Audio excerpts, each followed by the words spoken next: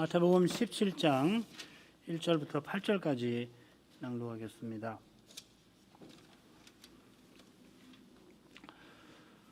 엿새 후에 예수께서 베드로와 야고보와 그 형제 요한을 데리시고 따로 높은 산에 올라가셨더니 저희 앞에서 변형되사 그 얼굴이 해같이 빛나며 옷이 빛과 같이 희어졌더라.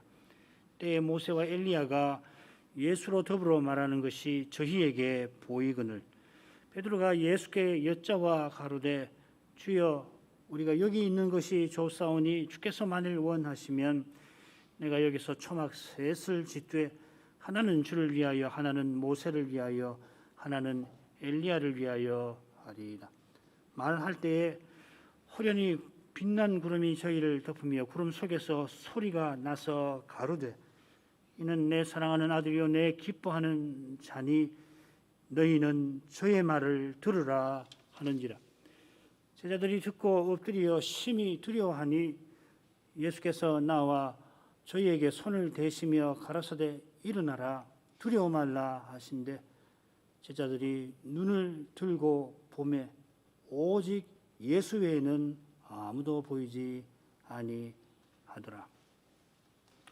우리가 지금 마태복음 본론의 넷째 대목, 특별히 행적을 다루는 대목에서 마지막 단락을 살피는 중입니다. 이 다섯째 단락인데 거기 일어나는 사건들은 가이사랴 빌립보, 또 변화산, 그리고 갈릴리 동편과 가브나움에서 일어납니다. 지난 시간에 살핀 첫째 사건은 가이사랴 빌립보에서, 둘째부터 넷째 사건까지는 변화산에서, 그리고 마지막 사건은 다시 갈릴리 동편과 가브나움에서 일어납니다. 요컨대 변화산이 이 다섯째 단락의 중심 배경이 되고 변화산에서 내려오시는 그 길에서 엘리야와 인자의 고난에 관한 말씀이 나오는데 이 다섯째 단락의 주제입니다. 첫째 단락 그리고 다섯째 단락에도 역시 인자의 이 죽으심과 부활에 관한 계시가 나오죠. 아주 글쎄 모르겠습니다. 이보다도 더 정교하게 이 단락을 보실 분이 많을 텐데 이 정도만 봐도 이 마태 사도가 얼마나 이 하나님 말씀을 깊이 생각하고 그 내용을 얼마나 이 치밀하게 구성하고 있는가 하는 것을 엿볼 수가 있겠습니다. 주님께서 첫째 사건 끝에 16장 끝에 27절 28절 가령 예를 들면은 거기 보면 인자가 아버지의 영광으로 오리라 하시고 인자가 그 왕권을 가지고 오리라고 예언하시는데 이 변화산에서 아버지의 영광이 나타나고 또 아들이 영화롭게 되십니다. 주님께서 나를 따라오라 하실 때에 그 베푸셨던 그 예언이 지난 시간에 살핀 그 예언의 내용이 이 변화산 사건을 이해하는데 중요한 것입니다. 줄거리를 보죠. 1절부터 3절은 예수님이 세자를 데리고 산에 올라가셔서 변모되셨는데 모세와 엘리야가 나타나서 주님과 대화하셨다는 내용이고요. 4절은 베드로가 그 영광에 놀라가지고서 초막셋을 지어서 여기 있겠습니다 하는 내용이고요.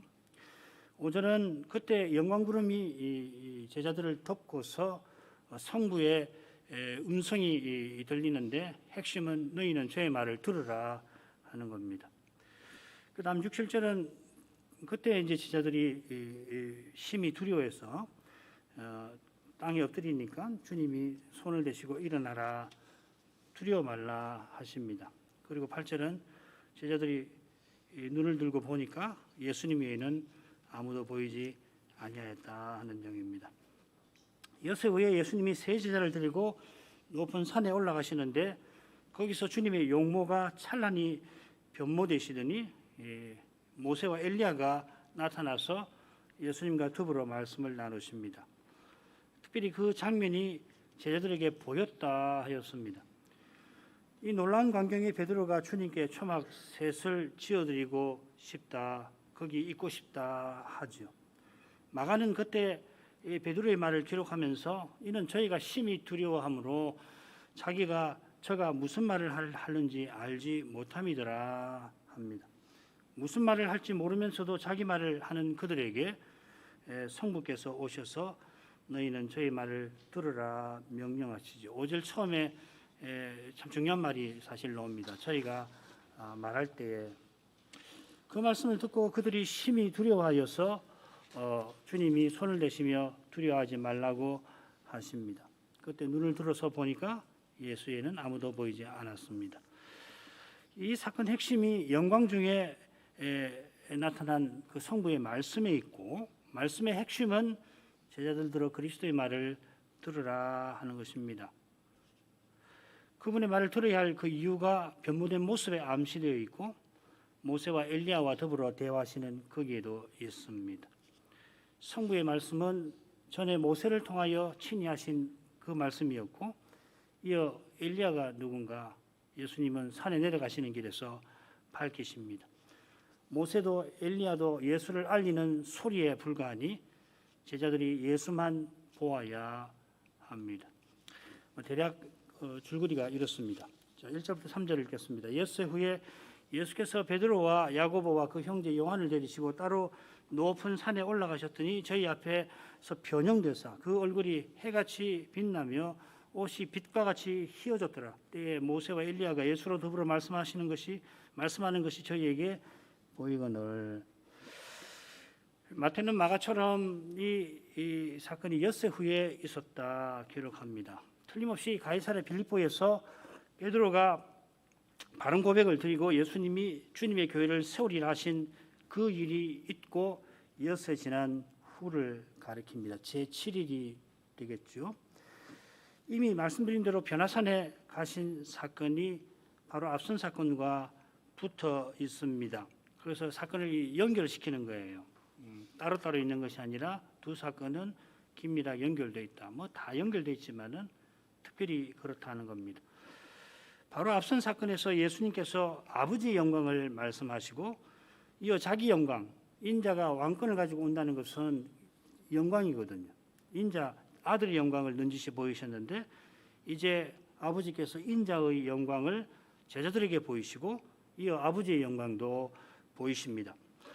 자, 이런 점에 비추어서 엿새 후를 언급한 뜻을 생각해 볼 만한데 누가는 마태와 마가와 달리 8일 즈음에 있었다고 기록을 합니다. 복음서들이 다르다. 표면적으로는 다르잖아요.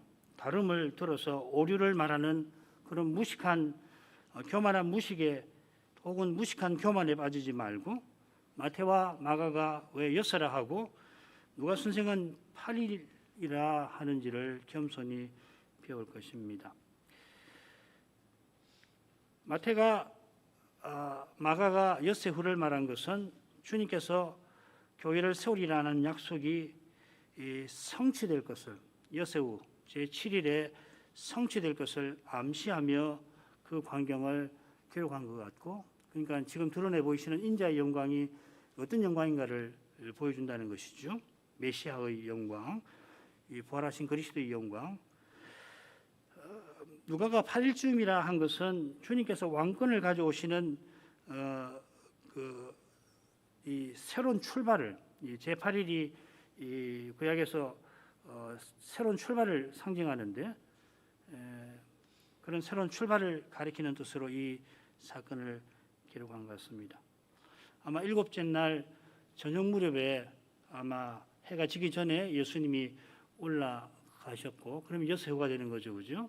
그리고 밤새도록 기도하시면서 밤이 맞도록 기도하시면서 변형되셨으니까 변형되신 것은 8일이 될 겁니다. 제8일이. 이런 거 설명하는 것은 일도 아니에요. 이런 것을 들어서 마태랑 누가랑 다르지 않느냐, 성경에 모순이 있지 않느냐, 큰 무식이 없어요. 조금만 생각해 보면은 얼마든지 이렇게 쓴 이유를 다 배울 수가 있고 교훈을 살필 수 있는데 이 표피적인 몇 가지를 보고서 이 오류다, 성경이 말하자면 모순이 있다, 그런 무식한 말을 학문의 이름으로 하는 일이 있는데 참으로 교만한 것입니다. 우리는 겸손히 이 하나님 말씀을 들을 것입니다. 주님께서 세 제자를 데리고 따로 산에 올라가십니다. 이 따로라고 하는 표현이 이 마태복음 이 넷째 대목부터 다섯째 대목에 쭉 이어져 나옵니다. 이 표현은 십자가로 나가시는 주님의 외로운 길을 묘사하는 것 같습니다. 주님께서 이번에는 베드로, 야고보, 요한을 따로 데리시고 산에 가셨습니다. 겟세마네에서도 십자가 지시기 전날 이 셋만 따로 데리고 가셔서 얼마간 떨어져서 기도하셨죠. 다른 18제자는 따로 두시고 그전에는 야이로의 죽은 딸을 살리실 때에 이 셋만 데리고 회당장 집에 가셨습니다. 주님께서 산에서 내려오시면서 인자가 부활할 때까지 아무에게도 알리지 말라 당부한 데서 침략할 수 있듯이 그들을 증인으로 부활한 후에는 증인으로서 알리라고 하는 거죠. 그전에는 알리지 말라. 그래서 증인으로 산에 데려가신 줄로 압니다. 증인의 증언이 참되려면은 두세 증인이어야 합니다. 사도행전 전반부를 보면은 이 세 제자의 이름이 주로 언급되어 있는 데서도 주님께서 이 셋만 데려가신 뜻을 짐작해 볼 수가 있습니다. 마찬가지로 두 선지자가 변무 되신 주님과 대화한 것도 증인 노릇과 붙어 있을 것입니다. 주님이 높은 산에 오르셨습니다. 이 변화되신 산이라 해서 흔히 변화산이라 부릅니다. 이 산이 어딘지 분명히 분명치가 않습니다. 뭐 어떤 사람은 다볼산이다, 어떤 사람은 할몬산이다, 또 어떤 사람은 뭐 여기다, 그러나지만은 분명치 않습니다. 그런 거 찾는 것은 고고학자들에게 돌리고요. 똑같은 표현이 마태복음에 한 번 더 나옵니다. 어디 나오냐면은 사탄이 주님을 시험할 때인데 주님을 데리고 천하만국의 영광을 천하만국과 그 영광을 보인 곳을 높은 산이라 표현하였습니다. 지금 올라가신 그 산이 사탄에게 시험 받으신 그 산인지 분명치 않습니다만은 그러나 사탄이 자기가 메시아의 영광을 거기서 예수님께 보여드린 그 점은 주목할 점이라는 거죠. 이 높은 산하고 메시아의 영광이 관련되어 있다 하는 것입니다. 이런 점도 예수님께서 변모되신 뜻을 살피는데 참조할 만합니다. 다 결론은 이미 말씀드렸는데 메시아의 영광을 드러내셨다 하는 거겠죠. 주님께서 세 제자를 데리고 높은 산에 오르셨는데 그들 앞에서 변형되셨습니다. 이 표현은 모세와 엘리야가 제자들에게 보인 것과 붙어 있습니다. 변형되셨다 하고 표현한 것처럼 두 선지자도 제자들에게 보인 바 되었다 수동태로 되어 있습니다. 요컨대 성부께서 예수님을 변형되게 하셨습니다. 이 사실은 누가복음의 기록을 통해서 좀 더 분명해집니다. 예수님이 높은 산에 가셨는데 기도하러 가셨다 하였습니다. 기도하실 때에 주님의 용모가 달라지셨습니다. 이것은 기도하면서 아버지의 영광을 뵌 것을 가리킵니다. 모세가 시내산에서 여호와와 함께 지낸 후에 그 얼굴이 빛난 것을 기억하실 것입니다.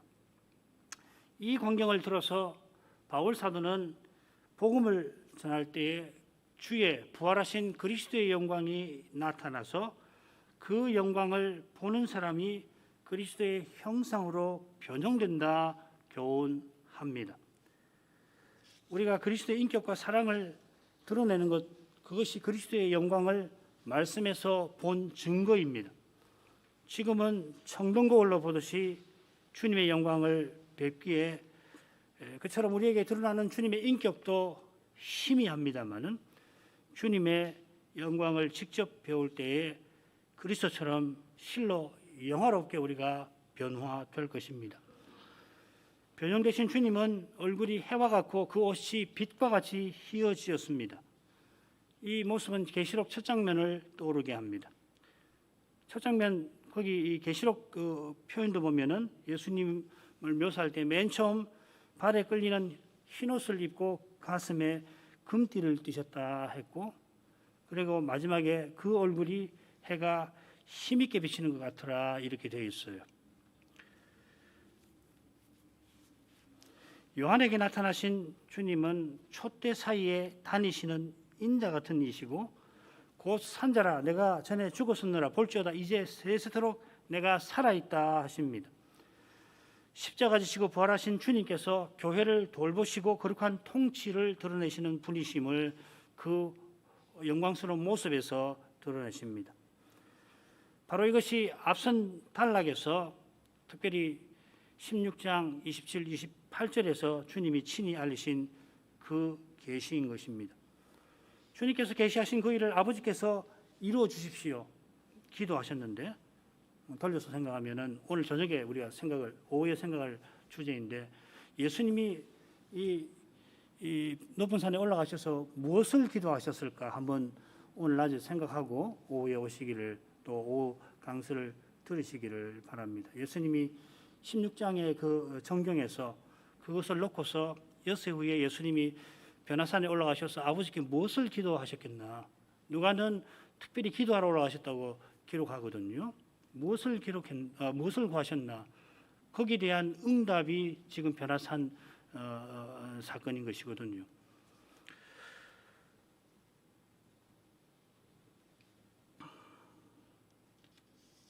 그래 아버지께서는 그 기도를 받으시고 틀림없이 그 일을 내가 이루리라. 지금 십자가로 가시는 그 길에 예수께서 근심하시는 그 일이 있는데 내가 그 장애를 없애리라 하시면서 예수님을 변형시키신 것이거든요. 그러니까 변화산 사건을 그렇게 연결해서 보셔야 잘 이해를 할 수가 있습니다. 자, 그때 모세와 엘리야가 세 제자에게 보입니다. 말씀드린 대로 성부께서 두 선지자를 이 제자들에게 보이신 것입니다. 두 선지자가 오실 메시아와 얼마나 깊이 관련된 인물인지는 잘 알고 계실 것입니다. 예, 구약 선지자마다 다 오실 메시아를 예언하였습니다만은 지금 제자들에게는 오실 메시아를 나와 같은 선지자라고 예언한 모세든지 변화산 내려가는 길에서 그들이 질문하는 엘리야만큼 중요한 선지자는 없다 할 것입니다. 두 선지자가 십자가를 앞두신 주님을 격려하기 위하여 나타났다. 그런 해설도 꽤 있는데 괜찮습니다만은, 또한 두 선지자가 장차 오실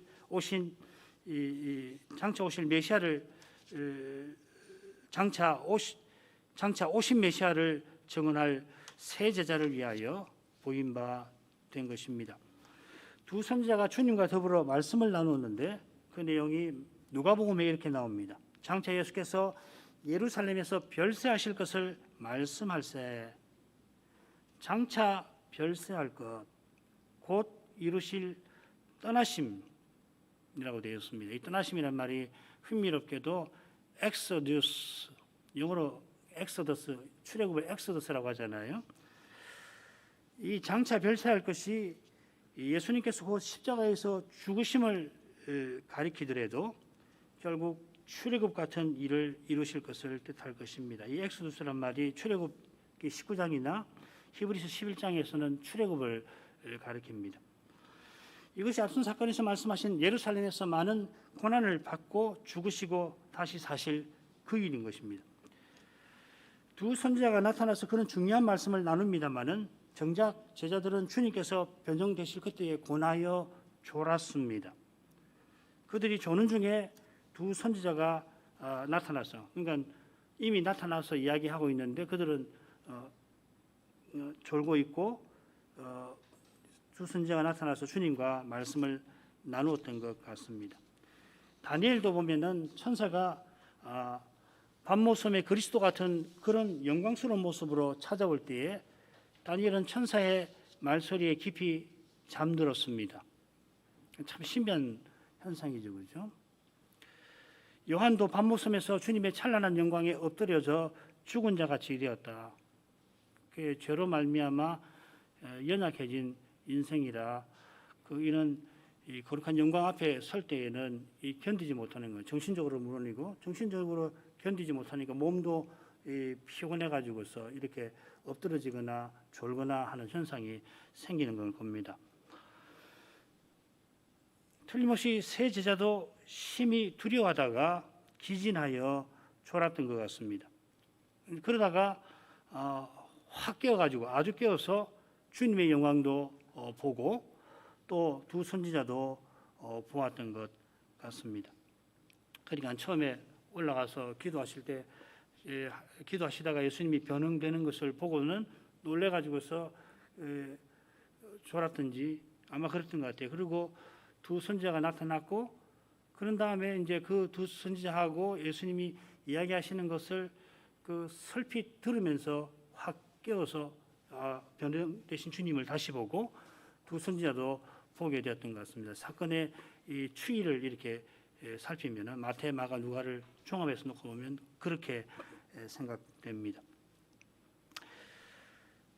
그들이 두 선지자를 보는데 곧 두 분이 떠나게 됩니다. 자, 이런 내용에 비춰서 베드로의 반응을 살필 것입니다. 4절 베드로가 예수께 여짜와 가로되 주여 우리가 여기 있는 것이 좋사오니 주께서 만일 원하시면 내가 여기서 초막 셋을 짓되 하나는 주를 위하여 하나는 모세를 위하여 하나는 엘리야를 위하여 하리이다. 누가복음의 기록에서 제자들의 상태가 어떤지 드러납니다만은 아울러 마가복음의 한 구절을 참조하면은 이 베드로의 반응을 잘 이해할 수 있을 것 같습니다. 방금 읽은 말씀을 적고 바로 이어서 마가는 뭐라고 설명하냐면 이는 저희가 심히 두려워하므로 저가 무슨 말을 하는지 알지 못함이더라. 이 심히 무서워한다는 표현이 성경에 딱 두 번 나와요. 다른 한 번은 어디 나오냐면 히브리서에 기록된 시내산 정경인데요. 그때 여호와께서 언약을 맺으시려고 시내산에 강림하셨는데 백성은 말할 것도 없고 모세도 내가 심히 두렵고 떨린다 합니다. 지금 베드로도 모세와 비슷한 상태입니다. 그가 조사오니 한 까닭은 한 까닭에 성경에 조사오니 했으니까 심히 두려워하는 모습을 마태복음에서는 놓치기가 쉽지만은 베드로가 지금 두려워서 자기가 무슨 말 하는지도 모르고 주님께 부탁드리는 겁니다. 그러니까 좋다고 했지만은 뭐가 좋다는 건지 자기도 모르는 그런 정신 상태입니다. 베드로가 무슨 말 하는지 모르고 한 말을 놓고서 그의 의도가 심중이 뭔가를 따지는 것이 그리 지혜롭지도 또 유익하지도 않을 겁니다. 다만 왜 초막을 짓고자 했나? 아마 초막절이 가까운 때라 지금이 이 마지막 6월절 6개월 전쯤이거든요. 그러면 초막절이잖아요. 초막절이 가까운 때라 그런 것 아닐까 짐작해 봅니다. 그렇다면은 베드로가 두 선지자와 주님의 이야기에서 출애굽에 관한 이야기를 설핏 들었을지도 모르겠습니다. 왜냐하면 초막절은 이스라엘 자손을 애굽 땅에서 인도하던 내던 때에 초막에 거하게 하신 줄을 너희 대대로 알게 함이니라. 이 초막절을 지내는 목적이거든요. 그러나 여기 있고자 한 것은 물론이고 또 여기 두 선지자를 거기 있게 하려는 것은 도무지 안 될 일입니다. 더군다나 예수님을 거기 머무르시게 하려는 것은 절대로 안 될 일이지요. 주님께서 거기 올라가서 기도하신 것은 이미 그들에게 말씀하신 대로 예루살렘에 올라가서 죽임 당하시기 위함입니다. 두 선지자가 거기 나타난 것도 바로 그 일에 관해서 예수님과 이야기하고 특별히 제자들에게 증거하기 위함입니다. 베드로가 역사 전에 주님께서 돌아가시는 일이 절대 일어나서는 안 된다고 만류하였는데 지금 자기가 무슨 말 하는지도 모르는 그런 상태에서도 결국은 같은 짓을 하는 겁니다. 감히 주님을 꾸짖고 가르치려 하던 상태로든지 자기가 무슨 말 하는지도 모르는 상태로든지 베드로는 주님을 넘어지게 하는 자로 행하는 겁니다. 이런 인생이 스스로 주님을 위합니다 하는 것이 얼마나 두려운 일입니까? 오직 성신 안에서만 미쳐서도 하나님을 위하고 정신이 온전하여도 교회를 위할 것입니다. 바울 사도의 고백이죠. 바로 이어서 바울 사도는 그리스도의 사랑이 우리를 강권하신다고 고백을 하는데, 성신 안에서 행하는 삶은 무엇보다 그리스도의 사랑에 이끌리는 삶입니다. 여기 강권하신다 하는 표현이 주님께서 십자가 지시기까지 답답하시다 할 때 바로 그 표현입니다. 그리스도의 사랑이 강권한다는 것은 그리스도의 사랑에 그 마음이 완전히 빼앗긴 상태입니다. 그래야 자기는 완전히 부인되고, 그래서 자기가 부인되니까 뭐 정신이 온전하든지 미쳤든지, 사람 볼 때는 뭐 저 사람이 아주 냉철하게 이야기하든지 마치 미친 사람처럼 막 열정적으로 이야기를 하든지 간에 하나님과 이웃을 위하여 살게 되는 것일 겁니다. 참된 자신, 참된 나, 그리스도의 사랑을 맛보고 그 사랑을 드러내는 데에 있습니다. 이것이 참 중요한 것이죠. 오늘 오후에도 이 주제를 좀 더 생각을 해보십시다. 마태복음 17장 5절로 가겠습니다. 말할 때 호련히 빛난 구름이 저희를 덮으며 구름 속에서 소리가 나서 가로되 이는 내 사랑하는 아들이요 내 기뻐하는 자니 너희는 저희 말을 들으라 하느니라. 자, 이 절이 말씀드린 대로 이 사건의 핵심 부분입니다. 요지는 분명합니다. 말할 때 베드로가 아직도 무슨 말 하는지도 모르고 계속 말을 하고 있는데 성부께서 정신없는 그의 말을 중단시키시고 너는 그리스도의 말을 들으라, 너희는 그리스도의 말을 들으라고 하십니다. 호련히라고 했는데 원문은 보라 이렇게 되었습니다. 이 표현이 구름 바로 앞에 보라 빛난 구름이 저희를 덮으며 보라 구름 속에서 소리가 나서, 보라 소리가 구름 속에서 나서 이렇게 되었습니다. 마태는 세 제자에게서 듣고서 마치 자기가 직접 본 것처럼 빛난 구름이 나타나서 거기서 소리 난 것을 이렇게 생생하게 기록합니다. 베드로가 자기가 무슨 말 하는지도 모르고 여전히 말하는 것에 성부께서는 제자들에게 꼭 필요한 말씀을 베풀려고 신이 거기 강림하신 것입니다. 이것이 밤새도록 주님이 기도하신 염려의 중요한 부분이기도 하죠. 자, 그런 점에서 빛난 구름이 저희를 덮었다고 표현하는 점에 주목할 만합니다. 이것은 주의 날개로 덮으시는 것과 붙어 있는 것입니다. 주의 날개로 덮는다라고 하는 것은 이 주님의 구원과 보호를 가리키는 표현이에요. 베드로가 정신이 말짱해도 메시아를 넘어지게 하는 자가 되고, 지금 정신이 없어도 그렇게 행하는데, 그런 데에서 주님은 아버지는 그를 보호하십니다. 그런 뜻으로 그가 여전히 말할 때에 그의 말을 막으시는 겁니다. 그리스도의 십자가를 가로막는 그런 말을 하지 말아라. 구름 속에서 한 소리가 말씀합니다. 이는 주님께서 요한에게 세례 받으셨을 때와 같이요. 그처럼 그 소리께서 말씀하시는 내용도 똑같습니다. 이는 내 사랑하는 아들이요 내 기뻐하는 자라. 이 말씀이 전에 여호와께서 친히 이사야를 통하여 베푸신 것입니다. 여호와께서 여호와의 종을 보내시겠다 하시면서 바로 이 말씀을 하셨는데, 첫 번째 종의 노래의 처음 부분입니다. 마태는 이 말씀을 인용하여서 예수께서 그 종 여호와의 종이심을 전합니다. 그러니까 지금 나타난 영광은 이 여호와의 종의 영광, 메시아의 영광입니다. 뭐 인자의 영광은 없느냐, 뭐 그거 따질 필요가 없어요. 무슨 말이냐면은 이게 인자의 영광이냐 메시아의 영광이냐 가지고서 따지는데, 이 메시아의 영광으로 보는 것이 좋습니다. 저 아들의 영광이냐 메시아의 영광이냐 뭐 이런 건데요. 아들의 영광이 없다고 말할 수 없지만은 특별히 메시아의 영광을 이 부분에서 우리가 알 수가 있습니다.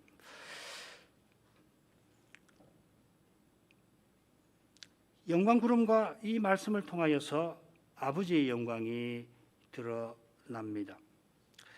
아버지의 영광은 무엇보다 영원하신 아들을 그리스도로 세우신 거기 있습니다. 하나님의 영광. 그러니까 우리가 하나님을 어떤 분으로 아느냐? 하나님이 자기 영광을 보이시니까 우리가 하나님을 아는 거 아니에요. 그 하나님의 영광의 가장 중요한 내용이 뭐냐? 자기 아들을 메시아로 여호와의 종으로 세우신 그것입니다. 아버지께서 기뻐하시는 아들을 십자가에 내어주시는 그것입니다. 아버지 이런 뜻을 다 아시고 예수께서 여서전에 예루살렘에서 고난과 죽음 겪으실 뜻을 전하신 것입니다. 베드로가 고백한 대로 예수께서 내 사랑하는 아들, 내 기뻐하는 자이시면 제자들이 예수님을 어떻게 대해야 하는가 성부께서 이어 일러주십니다. 너희는 그의 말을 들으라. 베드로가 정신없는 중에 말하는 이것이 사람이 스스로는 듣지 못하는 상태에 있음을 잘 보여줍니다. 사람은 본래 하나님 말씀을 듣는 존재입니다. 바로 듣지 않고 제대로 말 못합니다. 게다가 듣지 않고 말하는 것은 하나님 일을 생각하지 않고 사람의 일을 생각하는 그것입니다. 여기 생각한다는 표현은 그저 사고한다는 정도가 아니라 마음을 쏟아서 뭘 이루려 한다 하는 뜻입니다. 그런 상태는 바리새인과 사두개인의 누룩의 영향을 받아서, 왜냐하면 같은 것이니까 본질적으로 바리새인과 사두개인의 교훈이나 이 베드로가 사람 일을 생각하는 것이랑 같은 것이니까 그래서 감히 메시아를 넘어지게 하려 한 것입니다. 성부의 이 명령은 실은 모세를 통하여 이스라엘에게 베푸신 거지요. 신명기 18장 15절. 모세가 말한 나와 같은 선지자는 물론 오실 메시아를 가리킵니다. 모세가 신명기를 베풀 때 곧 세상을 떠날 즈음인데 장차 나와 같은 선지자를 보내실 텐데 너희는 그분의 말씀을 들어야 한다. 그래야 몰렉을 섬기든지 무당을 찾든지 하지 않고 여호와를 너희가 섬기게 될 것이다 한 겁니다. 그처럼 제자들이 그리스도를 좇는 그 길이 어디 있느냐? 그분의 말씀을 듣는 데에 있습니다. 우리도 그렇습니다. 주님께서 말씀과 성신으로 주님의 교회를 부르고 모으고 보호하고 인도하십니다. 성신께서 전한 말씀을 주시고 전한 말씀을 깨닫게 하셔야 교회로서 있고 서는 것입니다. 그리스도의 지체답게 그리스도를 행하고 그리스도를 드러냅니다. 무엇보다 그리스도로 말미암아 성신 안에서 아버지께로 나아갑니다. 바로 그 예배에 교회가 가야 할 길이 열리는 것입니다. 6절부터 8절까지 이어서 읽겠습니다. 제자들이 듣고 엎드려 심히 두려워하니 예수께서 나와 저희에게 손을 대시며 가라사대 일어나라 두려워 말라 하신대 제자들이 눈을 들고 보매 오직 예수 외에는 아무도 보이지 아니하더라. 중보자의 영광에도 곤하여 졸고 두려워했던 제자들인데 이제 아버지의 영광 그 음성을 들었으니 땅에 엎드려 심히 두려워합니다. 시내산에서 그러한 일이 있을 때에 모세 역시도 심히 두려워했습니다. 구약의 중보자도 스스로는 연약해서 그러하였습니다.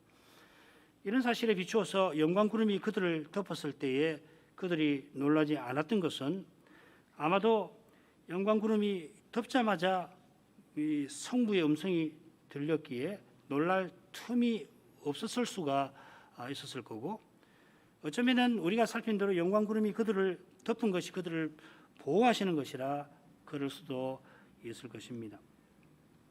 마치 시내산에서 여호와께서 모세에게 주의 영광을 보이려고 그를 반석 틈에 두고 먼저 손으로 덮어주셨던 것과 비슷한 면이 있습니다. 그렇다면 제자들이 심히 놀란 것은 주의 음성을 들은 까닭이고 또 말씀하신 내용도 그들더러 심히 놀라게 한 까닭인 것 같습니다.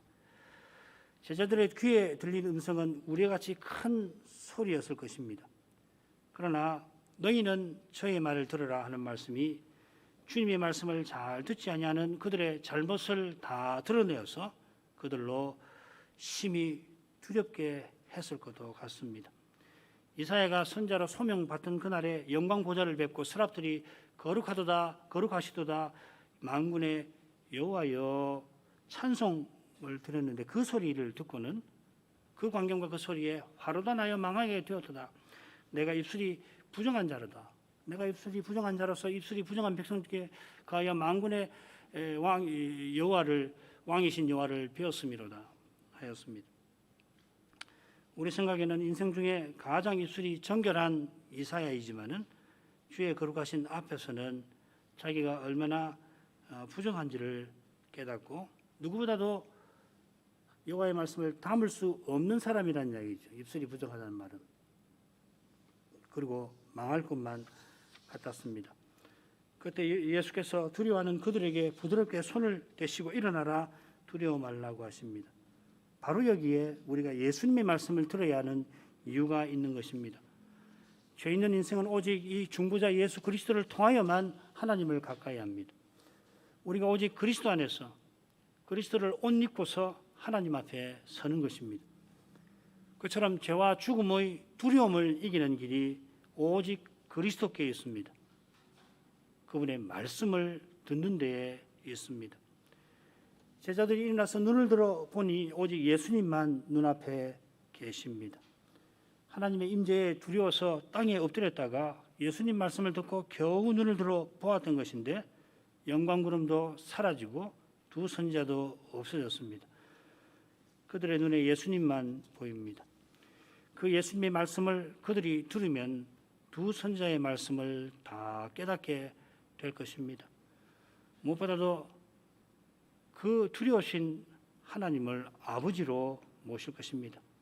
나를 본 자는 아버지를 보았느니라 하셨고 모든 구약 성경은 내게 대하여 증가하느니라 하셨습니다. 그분이 말씀이시고 모든 계시의 정점이십니다.